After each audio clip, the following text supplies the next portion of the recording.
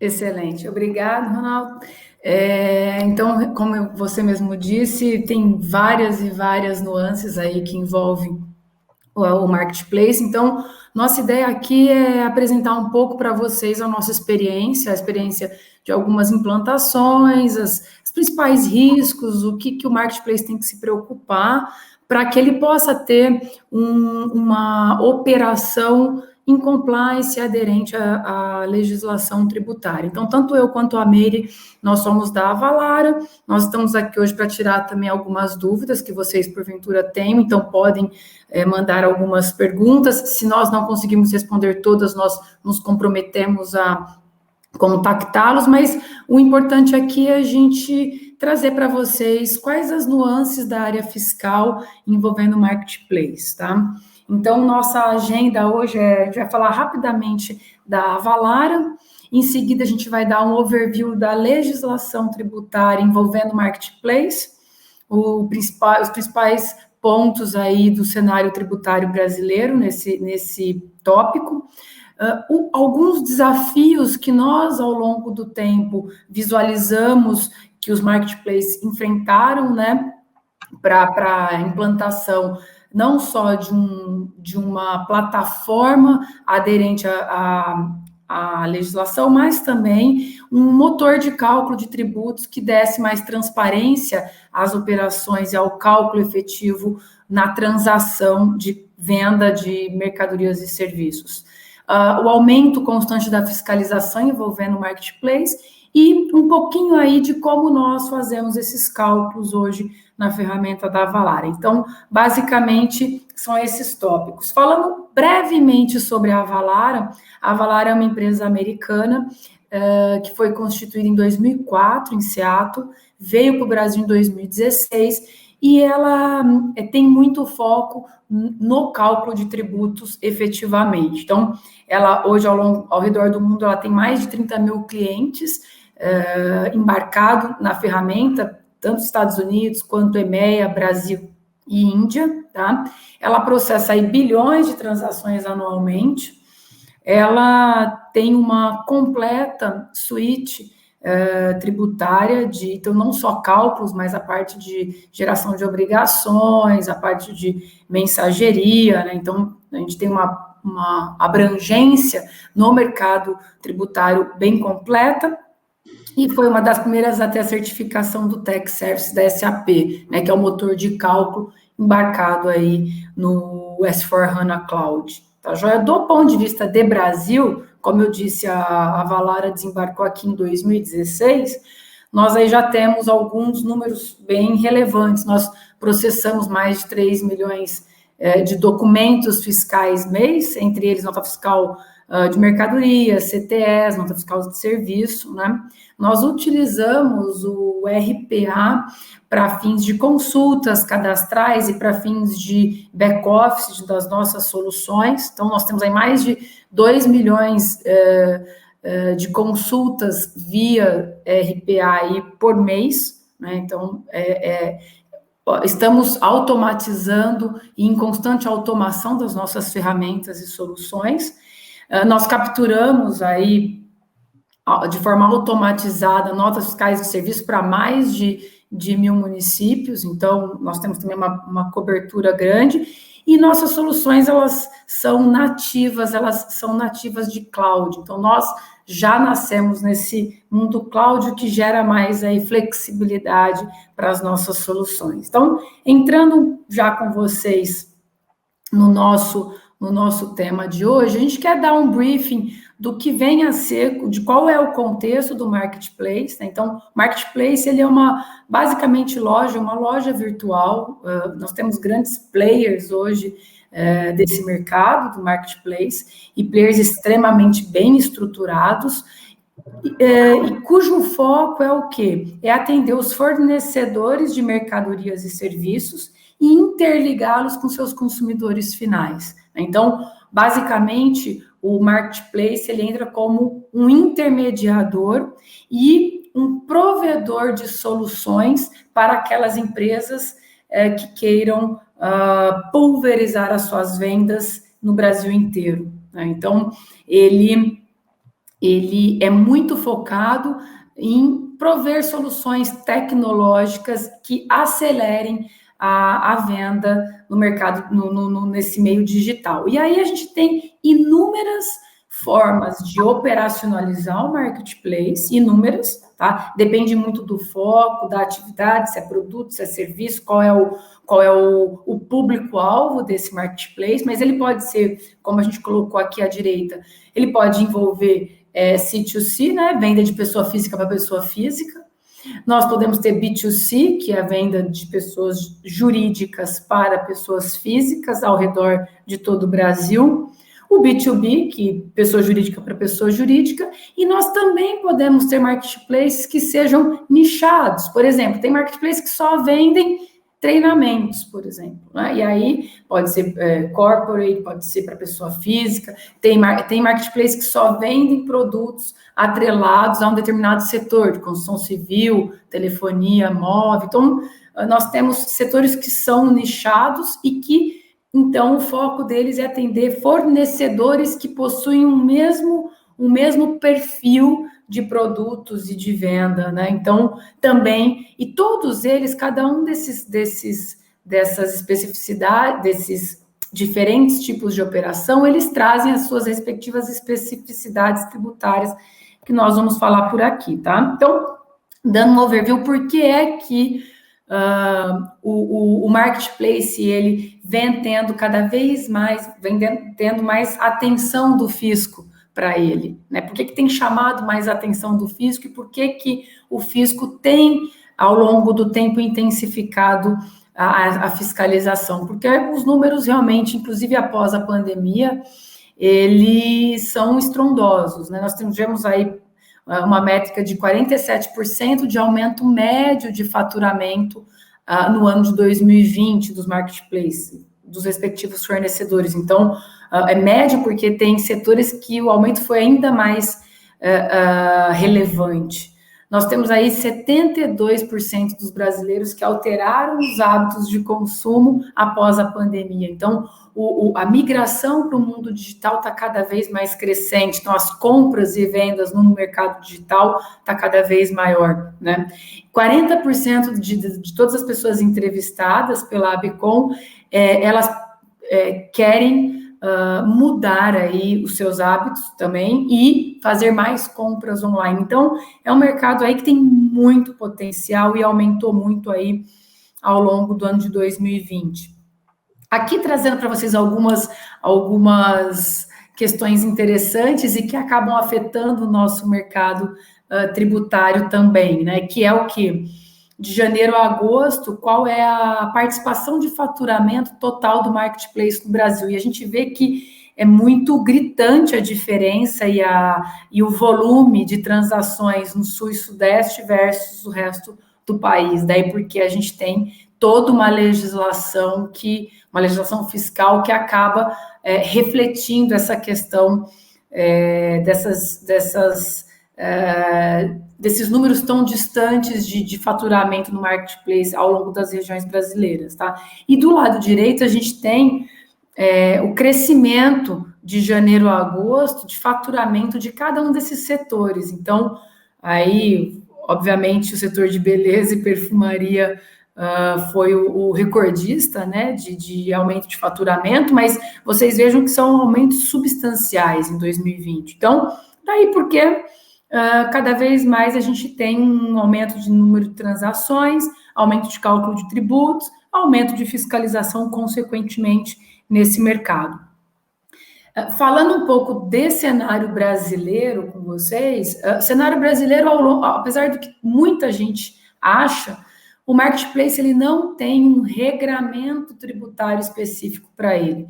Então, ele vai se adequar aos regimes básicos que nós temos aí de imposto de renda, né? Lucro real, lucro presumido e simples nacional, de acordo com o tamanho de faturamento, setor e tudo mais. Então, tem que ter um planejamento envolvendo a escolha do melhor regime tributário para o marketplace, versus também os regimes tributários dos seus fornecedores, dos sellers, que a gente chama.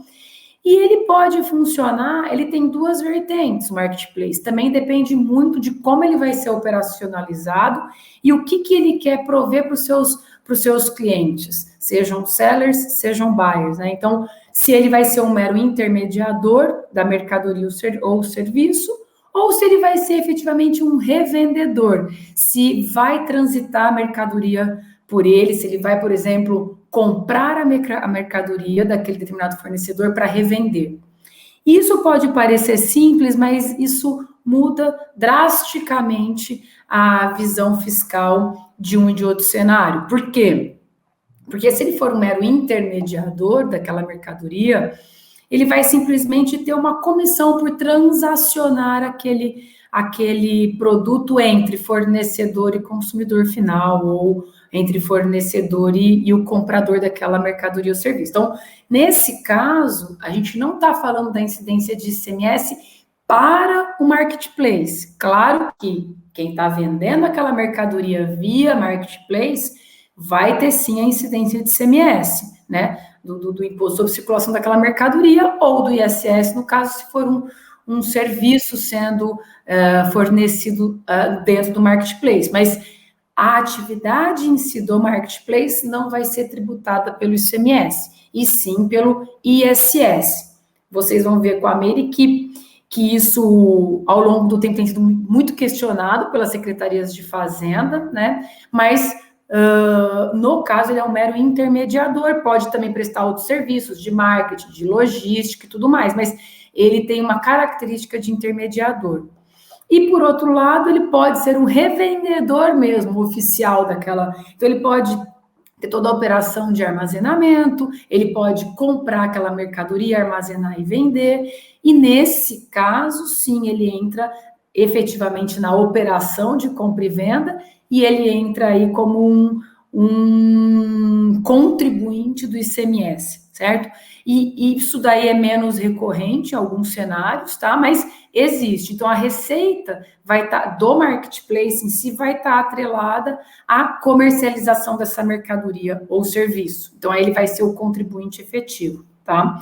E quando eu falo que não há regramento, não há um regramento específico, essa é uma dos principais empecilhos que nós temos hoje para pulverizar o que a gente chama, por exemplo, de omnichannel, dos diferentes canais de venda. Então, a interação entre o canal digital e o canal físico, né? Então, por falta de uma legislação fiscal mais robusta, nós deixamos aí de alavancar muito mais no canal omnichannel do que poderíamos hoje no Brasil. Tem um projeto de lei que está andando bem a passos lentos no Congresso Nacional, que visa estabelecer, tirar uma dessas lacunas, uma das várias lacunas que nós temos quando o assunto é marketplace, né? Então, esse projeto de lei visa trazer a figura da simples remessa dentro aí de uma venda digital, onde eu posso vender da forma digital, porém entregar numa formatação física, né? Então, entrega direto na loja, ou eu posso determinar um terceiro como sendo responsável por entregar aquela mercadoria. Hoje nós não temos isso e a maioria dos marketplaces que funcionam em omnichannel, eles funcionam de uma forma, não falo ilegal, porque ele vai ter uma estruturação da operação, mas ele não tem respaldo da lei para fazer aquela operação. Então, invariavelmente, ele tem que envolver o fisco, ele tem que fazer um regime especial. Então, assim, é muito mais burocrático, mais lento, atrapalha muito. Então, esse projeto de lei vem a estabelecer que eu posso ter uma simples remessa para entrega ao consumidor final e eu posso, paralelamente, a emissão de um documento efetivo que tenha a tributação na venda. Então, eu posso entregar de forma física e não em formato digital. E isso seria uma não incidência do tributo quando eu envio para simples entrega ao consumidor. Isso só para dizer para vocês que é uma área que ainda sofre mudanças do ponto de vista fiscal e a gente tem que estar acompanhar muito de perto essas alterações para que a gente não traga mais risco do que efetivamente existe para esse mercado.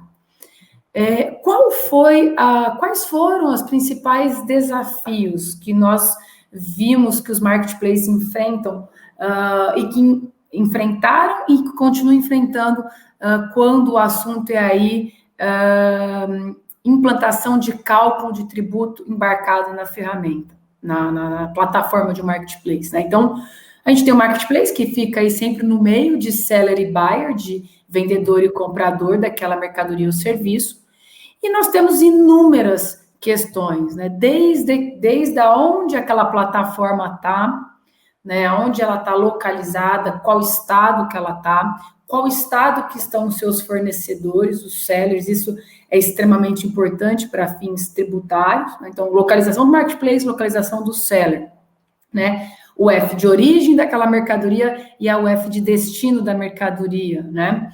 Se aquele buyer, ele é uma pessoa física ou jurídica, isso muda completamente o cenário fiscal. Então, eu preciso ter aí regras dentro do marketplace que eu possa diferenciar rapidamente um contribuinte do outro, né?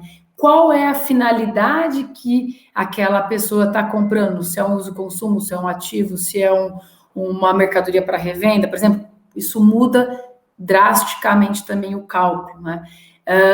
Qual o tipo de produto? Se para aquele fornecedor ele é um produto acabado, se ele é um produto de revenda. Então, há um cenário que tem que ser previamente mapeado, e isso está dentro de um planejamento do marketplace, para que ele consiga, no final, entregar um cálculo aderente à legislação para aquele consumidor, para aquela pessoa física ou jurídica que está comprando a mercadoria. Então, ele tem que ser o mais assertivo possível, porque ele também vai ter a responsabilidade. Então, desde B2C, que eu preciso ver o DIFAL, né, um diferencial de alíquota que vai ter entre origem e destino, preciso avaliar a tributação no destino daquela mercadoria, né? Até um B2B em que eu preciso verificar se é um ativo, se é uma mercadoria para revenda, para ver se ela tem ST ou não, e se eu tenho também um diferencial de alíquota se for contribuinte, para quem eu estou vendendo é contribuinte de ICMS. Então, vejam que nós temos inúmeras variáveis que são atributos que vão impactar no cálculo daquele tributo. E isso a gente tem que ser o mais assertivo possível para não tributar nem mais, nem menos aquele consumidor daquela mercadoria, né? Então, essas são as poucas das vertentes, e isso é o que mais impacta, que a gente pode dizer que mais impacta aí, hoje em dia, na operação dos marketplaces. Tá joia? Agora eu vou passar para a Meire abordar um pouco as diferentes nuances dentro dos estados com vocês. Bom dia a todos, obrigada, Trícia. Como a gente viu, esse mercado, né, de e-commerce e agora de marketplace, ele está em evolução já há alguns anos, né?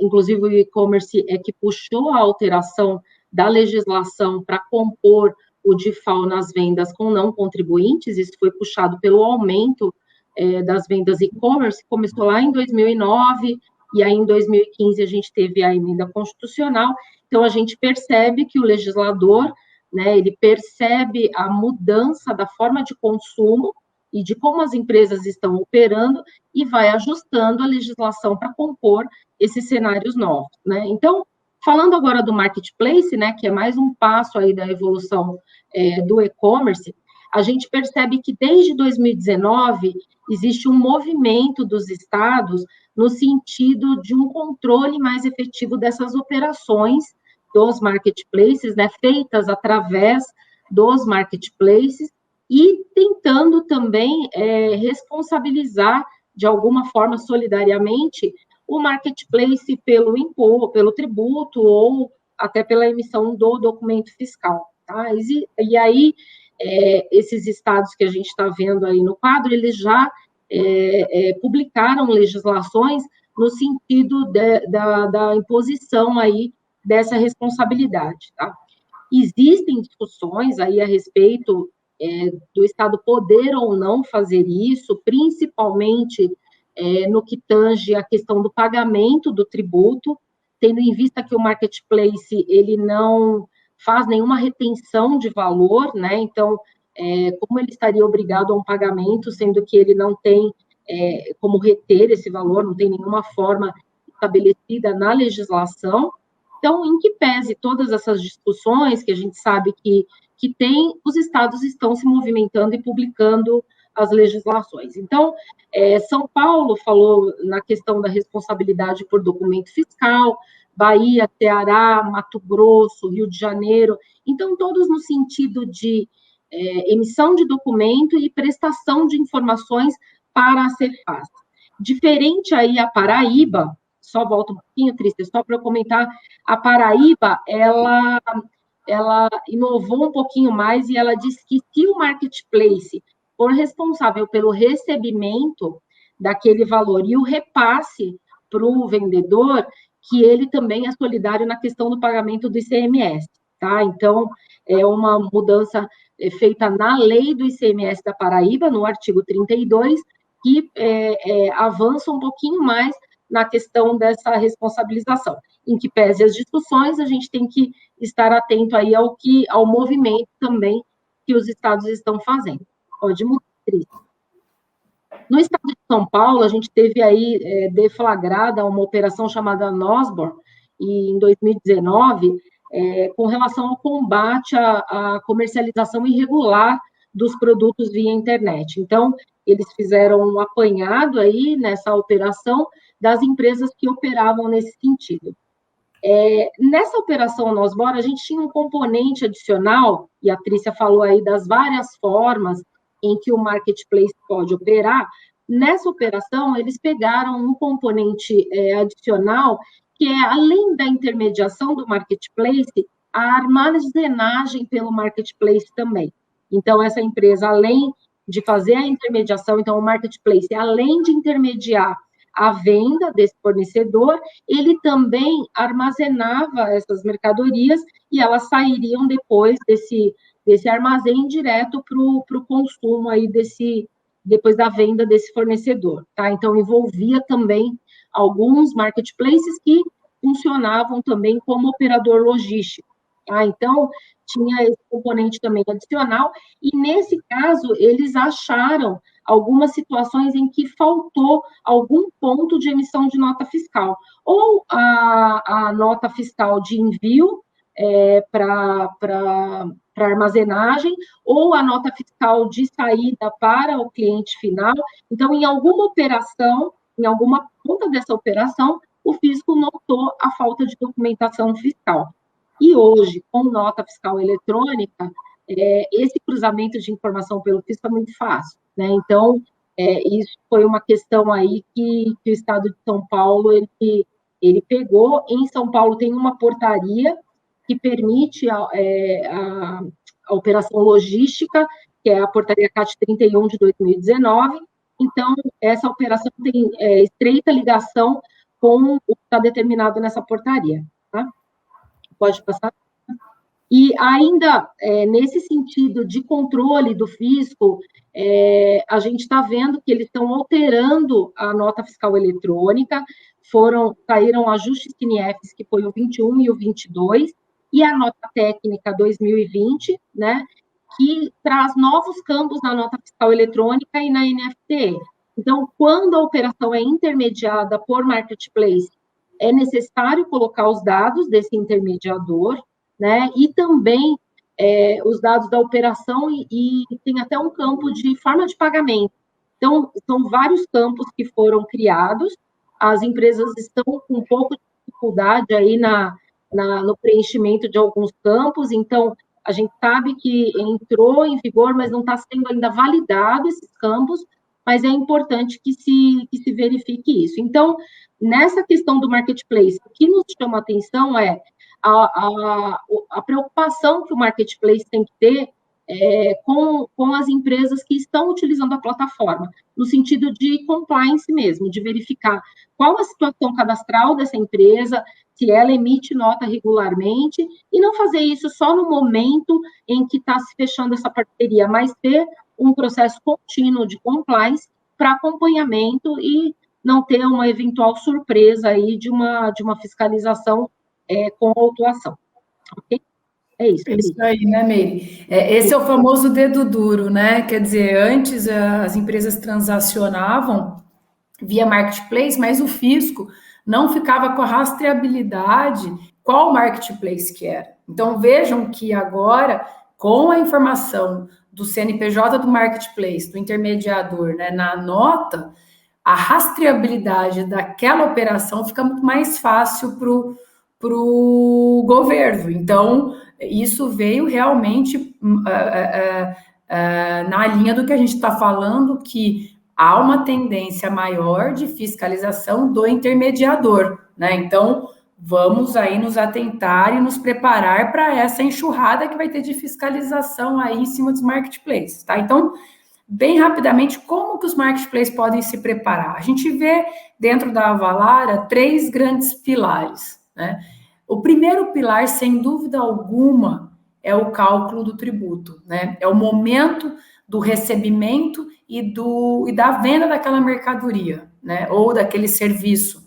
Esse é o principal momento em que o marketplace precisa se estruturar. Então, primeiro, efetivamente, recebimento e emissão de documento fiscal, né? O segundo pilar é a gestão desses documentos. Ele tem que armazenar corretamente, ele tem que fazer uma pré-validação, ele tem que ter uma série de regras que impeçam com que os seus fornecedores atuam de forma ilegal. Isso, infelizmente, é sim uma obrigação do marketplace. Quanto mais ele demonstrar que ele tem um compliance interno para ele.